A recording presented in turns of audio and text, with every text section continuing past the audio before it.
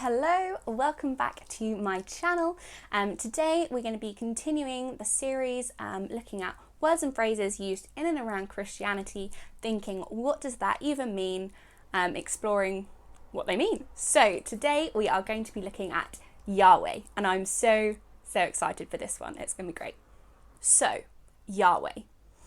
We'll get right into it. So Yahweh is God's personal name that he reveals in the Old Testament. And what's so cool about this is that names particularly in like Old Testament times had so much more meaning than perhaps they do now. They were your identity. They revealed who you were, maybe part of your destiny or your true self, and revealed the nature of who you were. And in some ways they were kind of like a one-word autobiography. And God reveals his name to Moses at the burning bush, and it's Yahweh.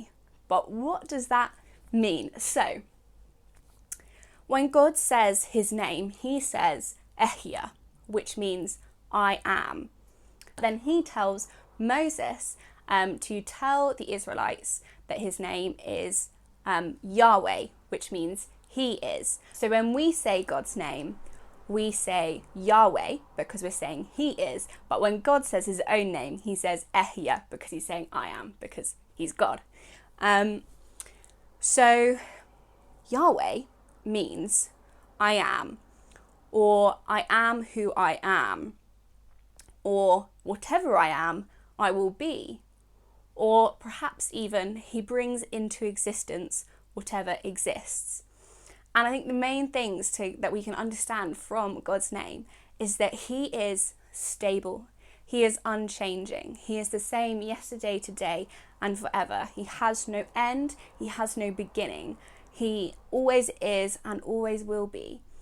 And whatever God is, he's not going to change. So if God is love, and we know that God is love, and that doesn't change.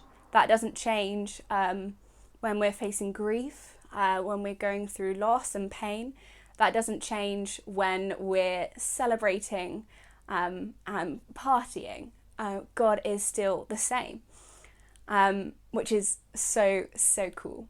And another fun thing to mention about Yahweh is that it actually fell out of use because God tells the Israelites not to misuse his name.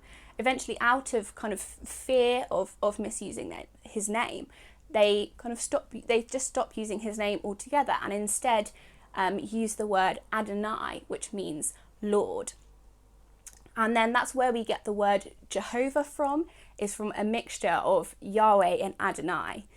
And then in the New Testament, when Adonai, the Hebrew word for Lord, is translated to Kyrios, which is the Greek word for Lord, that's what Jesus is described as. They say Jesus is Lord.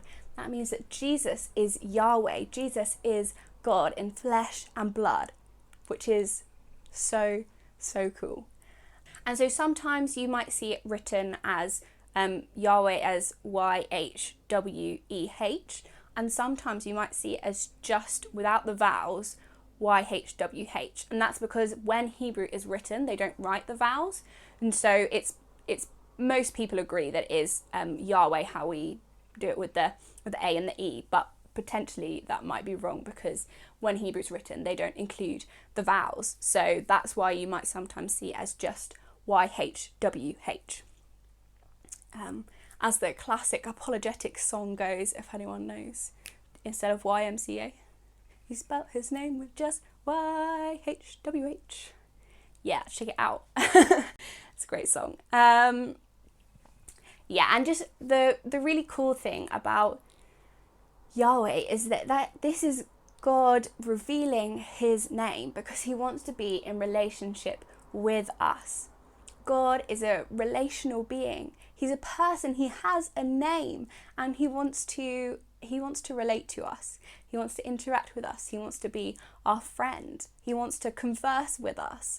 And that's so cool that that we have God's name. He's revealed his name to us because he wants to be in relationship with us. And that's really what I want to leave you with today, the encouragement that God wants relationship with us. That's why he's revealed his name.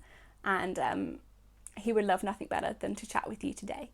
So that's it for this week's video. I'll be posting another video on Tuesday, reflecting on my gap year and what I've learnt as I come to the end of my time here in Ealing.